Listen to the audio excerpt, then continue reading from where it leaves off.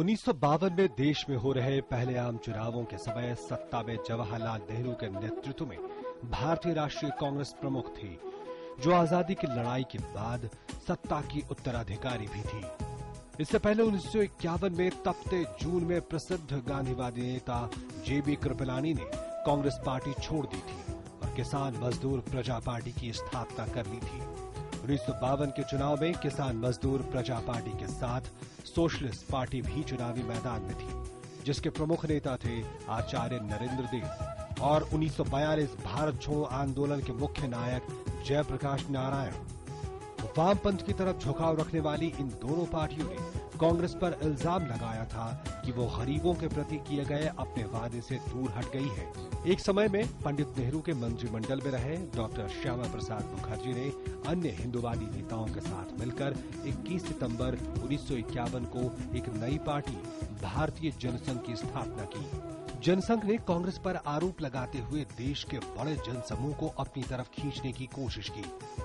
इसी तरह केंद्र में मंत्री रहे डॉक्टर भीमराव अंबेडकर ने चुनाव के वक्त अनुसूचित जाति महासंघ को मजबूत करने के लिए सरकार से इस्तीफा दे दिया। अपने चुनावी भाषणों में डॉक्टर अंबेडकर ने निचली जातियों के विकास पर कम ध्यान देने के लिए सरकार की तीखी आलोचना की थी। इसके अलावा पारंपरिक रूप से भारतीय कम्युनिस्ट पार्टी सरकार के खिलाफ मजबूती से खड़ी हो गई थी। सभी पार्टियों ने प्रचार के लिए भाषणों और पर्चों का इस्तेमाल किया, लेकिन औरों से अधिक उन्नत होने का दावा करने वाले कम्युनिस्टों ने प्रचार का अनोखा तरीका निकाला। रेडियो तरंगों तक पहुंच सिर्फ कम्युनिस्टों को हासिल थी।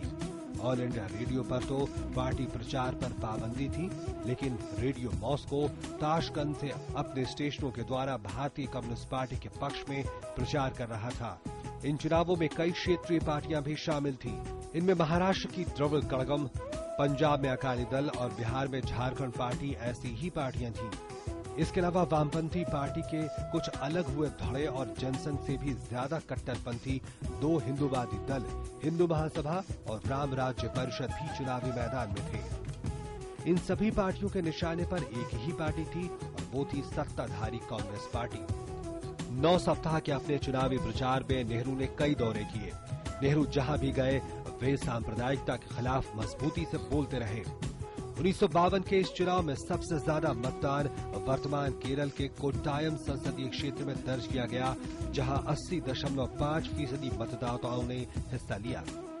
पहले आम चुनाव के मतदान का काम फरवरी 1952 के आखिरी सप्ताह में खत्म हो गया। जब मतों की गिनती हुई तो कांग्रेस पार्टी को आराम से जीत हासिल हो गई। लाख कोशिशों के बाद भी कांग्रेस सब पर भारी पड़ी। चुनाव नतीजों में कांग्रेस को टक्कर देने वाला कोई दूर दूर तक नहीं था। कांग्रेस पार्टी को लोकसभा में 489 में से 364 सीटों पर जीत हासिल हुई। इन चुनावों में सबसे बड़ी हार डॉक्टर भीमराव अंबेडकर की हुई। बंबई में अपने निर्वाचन क्षेत्र में उन्हें यह हार दूध का कारोबार करने वाले नौसिखिया नेता काजरोलकर के हाथों मिली थी। ऐसा कहा जा सकता है कि 1952 का पहला आम चुनाव इस राष्ट्र को लोकतंत्र की तरफ लंबी छलांग लगाने के लिए प्रेरित कर गई। अमित भारती और शीश चंद्र सिंह की रिपोर्ट, डीडी न्यूज।